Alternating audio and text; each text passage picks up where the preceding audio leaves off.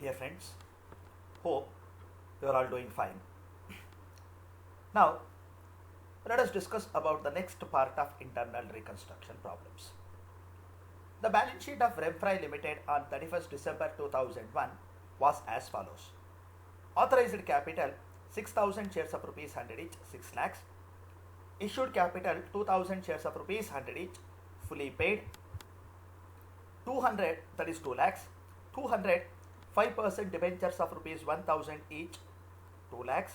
Sundry creditors 50,000, bills payable 5,000, and bank overdraft 45,000. On the asset side, goodwill 70,000, building 80,000, plant 1,50,000, stock 50,000, debtors 43,000, cash 25,000, preliminary expenses 2,500, preliminary expenses 4,500, and P&L account 1 lakh. Totals on both the sides 5 lakhs. The following scheme of reconstruction was adopted by the company. The paid up value of each share to be reduced to rupees 50. 5% debentures to be converted into 100, 7.5% debentures of rupees 1,000 each. Assets were revalued as under: building 72,000, plant 1,40,000, stock 45,000, debtors subject to reserve for bad debts rupees 2,500. Creditors agreed to forego 1/4 of the amount due to them in return for shares for the balance. Goodwill and other fictitious assets to be written off entirely. Give the necessary journal entries. Dear friends, whatever may be the problem, the nature of problem, we need to observe first what are all the liabilities that has been reduced because of the reconstruction process. First we need to observe what are all the liabilities, ಅಂದರೆ ಯಾವುದೆಲ್ಲ liabilities reduce ಆಗ್ತಾ ಇದೆ in the process of reconstruction, ಅದನ್ನು ಮಾತ್ರ ತಗೊಳ್ಳಿ. ಅಂದರೆ ಈ problem ನೀವು ನೋಡಿದ್ರೆ ಗೊತ್ತಾಗುತ್ತೆ ನೋಡಿ. The paid up value of ಈ share to be reduced to rupees 50 ಅಂತ ಬಂದಿದೆ. 5% debentures to be converted into 100, 7.5% debentures of rupees 100 each ಅಂತ ಬಂದಿದೆ. Creditors agree to forgo 1/4 of the amount due to them ಅಂತ ಒಂದಿದೆ. ಸೊ ಈ ಮೂರು liabilities ಕಡಿಮೆ ಆಗ್ತಾ ಇದೆ. ಒಂದು ಅರ್ಥ ಮಾಡ್ಕೊಳ್ಳಿ, whenever any liabilities reduced to the extent of amount reduced, ಅಂದರೆ ಎಷ್ಟು ಕಡಿಮೆ ಆಗುತ್ತೋ that amount is considered as capital reduction. ಅದನ್ನು ನಾವು ಕ್ಯಾಪಿಟಲ್ ರಿಡಕ್ಷನ್ ಅಂತ ಕರಿತೀವಿ. ಎಷ್ಟು ಅಮೌಂಟ್ ಕಡಿಮೆ ಆಗುತ್ತೋ ಅದನ್ನೆಲ್ಲ ಕ್ಯಾಪಿಟಲ್ ರಿಡಕ್ಷನ್ ಅಂತ ಕರಿತೀವಿ. ಒಂದು ಸಿಂಪಲ್ ಆಗಿ ಅರ್ಥ ಮಾಡ್ಕೊಳ್ಳಿ, ವೆರಿ ವೆರಿ ಇಂಪಾರ್ಟೆಂಟ್. ಒಂದು ಯಾವುದೇ ಪ್ರಾಬ್ಲಮ್ ಆದರೂ ನೀವು ಸಾಲ್ವ್ ಮಾಡ್ಬೋದು. ಲಯಬಿಲಿಟೀಸ್ ಕಡಿಮೆ ಆದರೆ ಟು ಕ್ಯಾಪಿಟಲ್ ರಿಡಕ್ಷನ್ ಆಗುತ್ತೆ. ಲಯಬಿಲಿಟೀಸ್ ಕಡಿಮೆ ಆದರೆ ಟು ಕ್ಯಾಪಿಟಲ್ ರಿಡಕ್ಷನ್, ಅಂದರೆ ಕ್ಯಾಪಿಟಲ್ ರಿಡಕ್ಷನ್ ಕ್ರೆಡಿಟ್ ಆಗುತ್ತೆ. ಅರ್ಥ ಆಯ್ತಾ?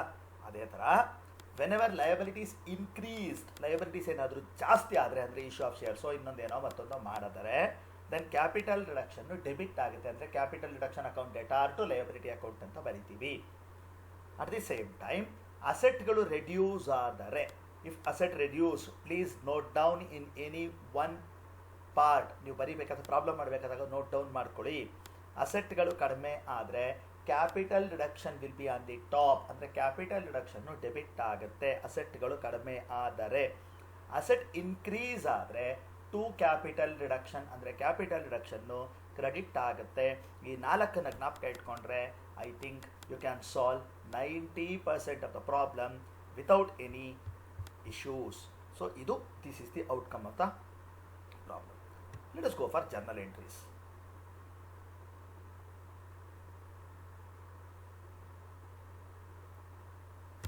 So in the books of Remfry Limited ಅಂತ ಕೊಟ್ಟಿದ್ದಾರೆ ಅಲ್ವಾ, in the books of Remfry Limited, because we are doing it in the books of Remfry Limited. ನೋಡಿ, while passing the journal entry I'll show you a very very easy and an important trick. ಒಂದು important ಮತ್ತು easy ಟ್ರಿಕ್ಗಳನ್ನು ನಿಮಗೆ ತೋರಿಸ್ಕೊಡ್ತೀನಿ. ಯಾವುದು important and easy trick ಹಾಗಾದರೆ ನೋಡ್ಕೊಳ್ಳಿ. Very very simple. ಯಾವುದಪ್ಪ easy and important trick ನಿಮಗೆ ಅಂದರೆ, I will show you in the last page in a written format, where it is in written form ನೋಡ್ಕೊಳ್ಳಿ. ನೋಡಿ ಏನಿದೆ ಅಲ್ಲಿ first one, the equity shares are to be reduce to ಅಂತ ಕೊಟ್ಟಿದ್ದಾರೆ. ಕರೆಕ್ಟಾ? ನಾನು ಆಗಲೇ ಹೇಳಿದೆ ನಿಮಗೆ ಫಸ್ಟು ಲಯಬಿಲಿಟೀಸನ್ನು ಮಾತ್ರ ತಗೊಳ್ಳಿ ಅಂತ. ಅವ್ರು ಏನು ಕೊಟ್ಟಿದ್ದಾರೆ ನೋಡಿ, old equity share capital. If you observe the problem clearly, there are 2000 old equity share capital of ₹100 each. ಎಲ್ಲಿತ್ತಿತೋ? It was there in the balance sheet. First ಅದನ್ನು ಬರೆದ್ಬಿಡಿ, ಓಲ್ಡ್ ಏನಿತ್ತು ಅಂತ. ಓಲ್ಡ್ ಅಂದರೆ which is there in the balance sheet. Balance ಶೀಟಲ್ಲಿರೋ ಲಯಬಿಲಿಟಿಯನ್ನು first ಬರೆದುಬಿಡಿ. ಅರ್ಥ ಆಯ್ತಾ? ಅದೇ ನೆಕ್ಸ್ಟ್ ಅಡ್ಜಸ್ಟ್ಮೆಂಟಿಗೆ ಬನ್ನಿ. What happens to this particular equity shares? ನೋಡಿ ಅವರೇ ಹೇಳಿದ್ದಾರೆ, this particular equity shares has been reduced to ₹50 each. ಎಷ್ಟಿತ್ತು?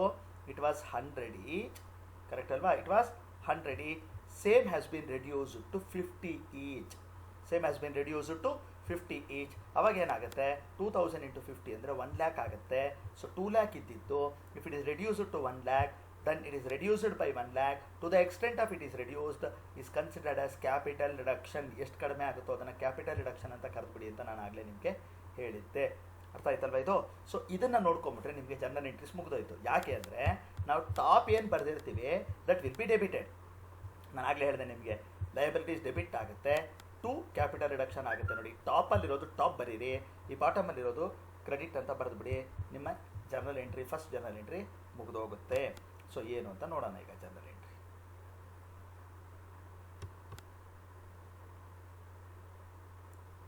ಸಿ ಏನಿರುತ್ತೆ ಜರ್ನಲ್ ಎಂಟ್ರಿ ಹಾಗಾದರೆ? Old equity share capital account D R to new equity share capital account to capital reduction account ಅಂತ ನಿಮ್ಮ journal entry ಇರಬೇಕು.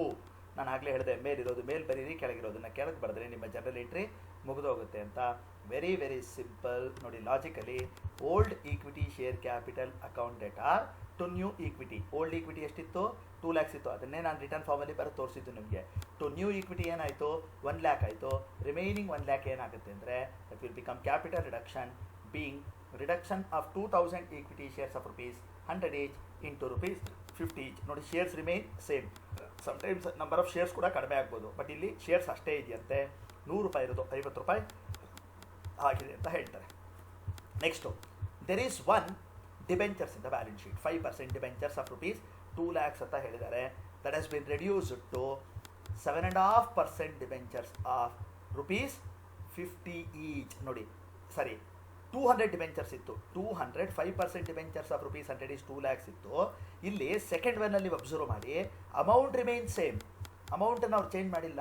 Instead of that they have reduced the number of debentures. They have reduced the number of debentures. So number of ಡಿಬೆಂಚರ್ಸನ್ನು ಅವರು reduce ಮಾಡಿದ್ದಾರೆ. ಹೆಂಗೆ ಅಂತ ಇಲ್ಲಿ ನಾನು ರಿಟರ್ನ್ ಫಾರ್ಮಲ್ಲಿ ಬರೆದಿರೋದ್ರಲ್ಲಿ ತೋರಿಸ್ತೀನಿ, ನೋಡ್ಕೊಳ್ಳಿ. ನೋಡಿ 5% ಡಿಬೆಂಚರ್ಸ್ ಎಷ್ಟಿತ್ತು? It was 200 debentures of ₹1000 each. 2 lakhs ಇತ್ತು. ನಾವು ದ 200 ಡಿಬೆಂಚರ್ಸ್ ರಿಮೈನ್ ಸೇಮ್. 200 ಡಿಬೆಂಚರ್ಸ್ನ ಅವ್ರು ಏನು ಮಾಡಿಲ್ಲ, ಹಾಗೆ ಉಳಿಸ್ಕೊಂಡಿದ್ದಾರೆ. ಬಟ್ 200 ಡಿಬೆಂಚರ್ಸ್ ಆಫ್ ₹ಅನ್ನು ಏನು ಮಾಡಿದ್ದಾರೆ ಅವರು? ಸರಿ, ₹1000 ಈಚನ್ನ ಹಾಗೆ ಉಳಿಸ್ಕೊಂಡಿದ್ದಾರೆ ಅವರು. They have not reduced. But ಶೇರ್ಸಲ್ಲಿ ಏನು ಮಾಡಿದ್ರು ನೋಡಿ, 100 ಇದ್ದಿದ್ದು 50 ಈಚ್ ಮಾಡಿದ್ರು. ಇಲ್ಲಿ 1000 ಇರೋದನ್ನು 1000 ಹಾಗೆ ಉಳಿಸ್ಕೊಂಡಿದ್ದಾರೆ. ಬಟ್ ನಂಬರನ್ನು ಚೇಂಜ್ ಮಾಡಿದ್ದಾರೆ. 200 ಬದಲು ಎಷ್ಟಕ್ಕೆ ಇಳಿಸಿದಾರಂತವರು? 100ಗೆ ಇಳಿಸಿದಾರಂತೆ. ಸೊ 7.5% ಮಾಡಿದ್ದಾರೆ. This percentage will not make any difference on journal entries. ಯಾವುದೇ ಪ್ರಾಬ್ಲಮ್ ಆಗಿರಲಿ, 5% ಇರೋದು 7.5 ಮಾಡಲಿ, 10 ಮಾಡಲಿ, 15 ಮಾಡಲಿ, ಅಥವಾ 2.5% ಮಾಡಲಿ, it doesn't make any difference while passing the journal entries. ನಮಗೆ ಬೇಕಾಗಿರೋದು ಇಲ್ಲ ನಂಬರ್ ಚೇಂಜ್ ಆಗಿದೆಯಾ, ಇಲ್ಲ ಅಮೌಂಟ್ ಚೇಂಜ್ ಆಗಿದೆಯಾ ನೋಡ್ಕೊಳ್ಳಿ. ಇಲ್ಲಿ ಫಸ್ಟ್ ಒನ್ನಲ್ಲಿ ನಿಮಗೆ ಅಮೌಂಟ್ ಚೇಂಜ್ ಆಯಿತು. 100 ಇದ್ದಿದ್ದು 50 ಈಚ್ ರೆಡ್ಯೂಸ್ ಆಯಿತು. ಇಲ್ಲಿ ಅಲ್ಲಿ ನೋಡಿ 2000 ಶೇರ್ಸ್ ಹಾಗೆ ಉಳ್ಕೊಳ್ತು. ಬಟ್ ಇಲ್ಲಿ ಏನಾಯಿತು?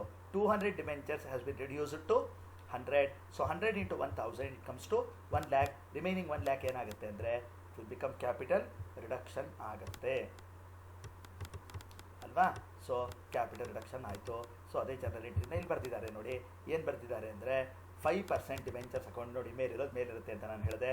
2 lakhs to 7.5% debentures 1 lakh, capital reduction 1 lakh. ಅರ್ಥ ಆಯ್ತಾ? Unless we clear the liabilities, don't go for assets ಅಂತ ನಾನು ಆಗಲೇ ನಿಮಗೆ ಹೇಳಿದೆ. ನಾವು let us come for the third one, that is creditors. Creditors agreed to forgo 1/4 of their claim ಅಂತ ಹೇಳಿದ್ದಾರೆ. This is one very very important one. Anything that any liabilities agreed to forgo. ಅಂದರೆ ಯಾವುದನ್ನು, ಯಾವ ಲಯಬಿಲಿಟಿಗಳನ್ನು those liability holders agreed to forgo, ಅವರು forgo ಮಾಡ್ತಾ ಇರ್ತಾರೆ, ಅಂದರೆ ಬಿಟ್ಕೊಡ್ತಾ ಇರ್ತಾರೋ, that forgo amount will be considered as capital reduction. ಆ ಫೋರ್ಗೋ ಅಮೌಂಟ್ ಏನಿದೆ ಅದನ್ನು ನಾವು ಕ್ಯಾಪಿಟಲ್ ರಿಡಕ್ಷನ್ ಅಂತ ಕರೆದು ಬಿಡ್ತೀವಿ. ಸೊ ಅದನ್ನೇ ಇಲ್ಲಿ ನಾನಿಲ್ಲಿ ಬರೆದಿರೋದ್ರಲ್ಲಿ ತೋರಿಸಿದ್ದೀನಿ, ನೋಡ್ಕೊಳ್ಳಿ. ಸಾರಿ,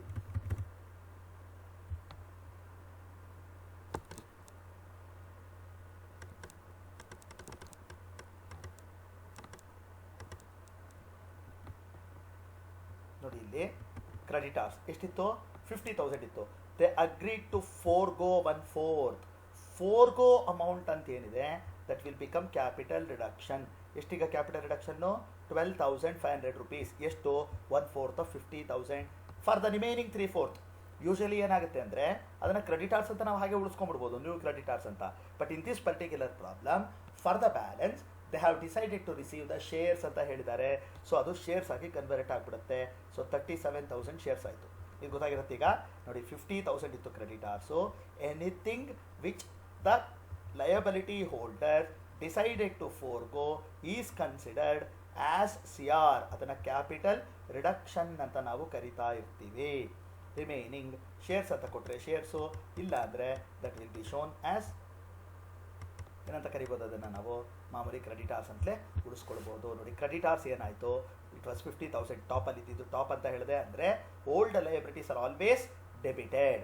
so 50,000 to new equity share capital. Hence the creditors decided to receive equity share capital for remaining their 3/4 of claim. ಅವ್ರ 3/4 ಆಫ್ ಕ್ಲೈಮ್ಗೆ ದಟ್ ಇಸ್ 37,500 ಆಗುತ್ತೆ. Then 1/4 hence they has decided to forgo. The 12,500 is considered as capital reduction. ಅರ್ಥ ಆಯ್ತಲ್ವಾ? So ಇಷ್ಟೇ ಕೊಟ್ಟಿರೋದು. ಇನ್ನು ಮಿಕ್ಕಿರೋದು asset related. So asset related ನಾವು ನೋಡಬೇಕಾಗಿರೋದು ಒಂದೇ, ಅಸೆಟ್ ಇನ್ಕ್ರೀಸ್ ಆಗಿದ್ರೆ ಮಾತ್ರ ತಲೆ ಕೆಡಿಸ್ಕೊಳ್ಳಿ. ಅಸೆಟ್ ಡಿಕ್ರೀಸ್ ಆಗಿದ್ರೆ ಏನಿಲ್ಲ, ಲಾಸ್ಟ್ ಎಂಟ್ರಿ ಆಗಿಬಿಡುತ್ತದು. ಅರ್ಥ ಆಯ್ತಾ? ಅಸೆಟ್ ಏನು ಡಿಕ್ರೀಸ್ ಆಗಿರುತ್ತೋ that will be shown in the last entry. Increase ಆದರೆ ಏನಾಗುತ್ತೆ ಅಂದರೆ capital reduction account debtor to so and so asset. ಯಾವಾಗ ಇನ್ಕ್ರೀಸ್ ಆಗುತ್ತೆ, the land and building appreciated ಅಂತ ಕೊಟ್ಟಾಗ ಮಾತ್ರ ಅದೊಂದೇ ಯೂಶುವಲಿ ಇನ್ಕ್ರೀಸ್ ಆಗೋದು. Otherwise we are not going to bother. ಈಗ ನೋಡ್ಕೊಳ್ಳಿ, 3 ಕ್ಯಾಪಿಟಲ್ ರಿಡಕ್ಷನ್ಸ್ ಆರ್ ದೇರ್. ಯಾವುದ್ಯಾವುದಿದೆ, 1 lakh ಇದೆ, ಇಲ್ಲೊಂದು 1 lakh ಇದೆ, 2 lakhs ಇದೆ, ಇಲ್ಲೊಂದು 12,500 ಇದೆ. ಟೋಟಲ್ 12 lakh ಆಯಿತು. 2,12,500 that has to be debited. ನಾನು ನಿಮ್ಗೆ ಆಗಲೇ ಹೇಳಿದೆ, ಅಸೆಟ್ಗಳು ಕಡಿಮೆ ಆಗ್ತಾ ಇದ್ದರೆ ಅದನ್ನ ಏನಂತ ಕರಿತೀವಿ ನಾವು ಅಂದರೆ ಕ್ಯಾಪಿಟಲ್ ರಿಡಕ್ಷನ್ ಅಂತ ಕರಿತೀವಿ. ನೋಡಿ ಇಲ್ಲಿ ನಿಮಗೆ ಸಿಂಪಲಾಗಿ ತೋರಿಸ್ಬಿಡ್ತೀನಿ last one, so that it enables you to understand in a better way.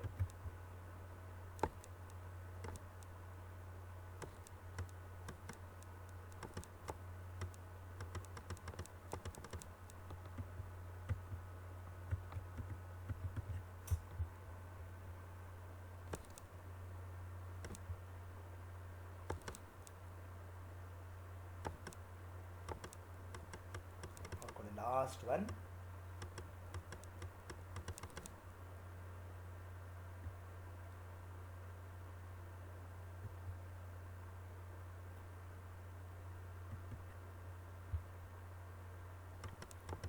ನೋಡ್ಕೊಳ್ಳಿ, ಇಲ್ಲಿ ಲಾಸ್ಟ್ ಎಂಟ್ರಿ ನಾನು ಬರ್ದಿರುವಂಥದ್ದು. ಯಾಕೆ ಇದನ್ನು ನಾನು ಬರ್ದಿದ್ದೀನಿ ಅಂದರೆ, ಈ ಬರ್ಕೊಂಡ್ಬಿಟ್ರೆ ನಿಮ್ಗೆ ಏನಾಗುತ್ತೆ, it will be very very easy. Is it mandatory in the examination? No. ನೀವು ಕಟ್ ಮಾಡ್ಬೇಕಾದ್ರೆ ಹಾಗೆ ಬರೀಬೋದು. But if you can do like this, it will be very very easy for you to write any of the journal entries. ನೋಡಿ 2 ಎಷ್ಟಿತ್ತು, 2,12,500 rupees ಇತ್ತು. So I return it as 2 lakh. Sorry, it is 2,12,500. ಹೆಂಗಾಯಿತು 2,12,500? That 2,12,500 ಏನು liabilities reduce ಆಗಿದೆ, that has to be made. ಈಗ ಅದನ್ನು ನಾವು ಮಾಡಬೇಕು ಅಂದರೆ ಏನಪ್ಪ ಮಾಡಬೇಕು ಅಂದರೆ, first always from P&L. So P&L ಎಷ್ಟಿತ್ತು ನಿಮ್ಮ ಓಲ್ಡ್ ಬ್ಯಾಲೆನ್ಸ್ ಶೀಟಲ್ಲಿ, it was 1 lakh. So first P&L ಬರೆದುಬಿಡಿ. Then second, if there any preliminary expenses, that is miscellaneous expenses like preliminary expenses, discount on issue of shares and debenture and underwriting commissions are there, that is to be considered. So sequence ಇನ್ನೊಂದ್ಸರಿ ನೋಡ್ಕೊಳ್ಳಿ. First P&L, second one miscellaneous expenses like preliminary expenses, discount on issue of shares and debentures, and underwriting commission. That is the second one. And the third one, for all fictitious assets, namely goodwill. Very importantly, goodwill. Adadmele, the rest of the assets, what are all given in the question. Question ಅಲ್ಲಿ ಏನು reduce ಆಗಿದೆ ಅಂತ ಅದನ್ನು ಮಾತ್ರ ತಗೊಳ್ಳಿ. ನೀವು ಇಷ್ಟ ಬಂದಂಗೆ ಅಸ್ಯೂಮ್ ಮಾಡ್ಕೊಳ್ಬೇಡಿ. If it is given in the question ಅದನ್ನು ಮಾತ್ರ ತಗೊಳ್ಳಿ. ಸರಿ, if it is given in the adjustment ಅದನ್ನು ಮಾತ್ರ ತಗೊಳ್ಳಿ. ಬಾರಿಂಗ್ P&L ಬಗ್ಗೆ ಅವ್ರು ಏನೂ ಕೊಡಲ್ಲ. ಅರ್ಥ ಆಯ್ತಾ? P&L ಬಗ್ಗೆ ಕೊಡಲ್ಲ, but P&L is mandatory. So 2 ಲ್ಯಾಕ್ಸಲ್ಲಿ 12,500 rupees ನಮಗೆ ಬೇಕಾಗಿರೋದು. ಅದರಲ್ಲಿ 1 lakh P&L ಫಸ್ಟ್ ಅದನ್ನು ತೊಗೊಂಬಿಡಿ. Then preliminary expenses to be completely written off ಅಂತ ಕೊಟ್ಟಿದ್ದಾರೆ. Preliminary expenses and goodwill entirely written off ಅಂತ. ಸೊ ಪ್ರಿಲಿಮಿನರಿ ಎಕ್ಸ್ಪೆನ್ಸಸ್ 4,500 ಪ್ರಾಬ್ಲಮಲ್ಲಿ ಕೊಟ್ಟಿದ್ದಾರೆ. ಸೊ ಅದನ್ನು ತಗೊಳ್ಳಿ. ಆ್ಯಂಡ್ ಗುಡ್ ವಿಲ್ 70,000 ತೊಗೊಂಡ್ಬಿಡಿ. ನೀವು ನೋಡಿದ್ರೆ ಗೊತ್ತಾಗುತ್ತೆ. 1 + 4 + 70 ಅಂದರೆ 1,74,500 ಮಾತ್ರ ಆಯಿತು. ದೆನ್ ನೀವು ಹಾಗೆ ಬಂದರೆ ಏನಾಗಿದೆ ಪ್ರಾಬ್ಲಮಲ್ಲಿ ಅಂದರೆ ದ ಬಿಲ್ಡಿಂಗ್ ವ್ಯಾಲ್ಯೂ ನೋಡಿ. ಆ್ಯಕ್ಚುಯಲ್ ಬಿಲ್ಡಿಂಗ್ ವ್ಯಾಲ್ಯೂ ನಿಮ್ಮ ಪ್ರಾಬ್ಲಮಲ್ಲಿ 80,000 ಇದೆ. Okay, I will show you later. 80,000 ಇದೆ, but same has be reduced to 72,000. ಅಂದರೆ ಬಿಲ್ಡಿಂಗ್ ರೆಡ್ಯೂಸ್ಡ್ ಬೈ 8,000. ಎಷ್ಟು ಕಡಿಮೆ ಆಗಿದೆಯೋ ಅದನ್ನು ಮಾತ್ರ ತಗೊಳ್ಳಿ. ದೆನ್ ಪ್ಲ್ಯಾಂಟ್ 150 ಇದ್ದಿದ್ದು 140 ಆಗಿದೆ. ದಟ್ ಮೀನ್ಸ್ 10,000 ರಿಡ್ಯೂಸ್ ಆಗಿದೆ, ಅದನ್ನು ಬರೀರಿ. ಸ್ಟಾಕ್ 50 ಇದ್ದಿದ್ದು 45 ಆಗಿದೆ, ಅದನ್ನು ಬರೆದ್ಬಿಡಿ. And debt are subjected to bad debts ಅಂತ ಹೇಳ್ತಾರೆ.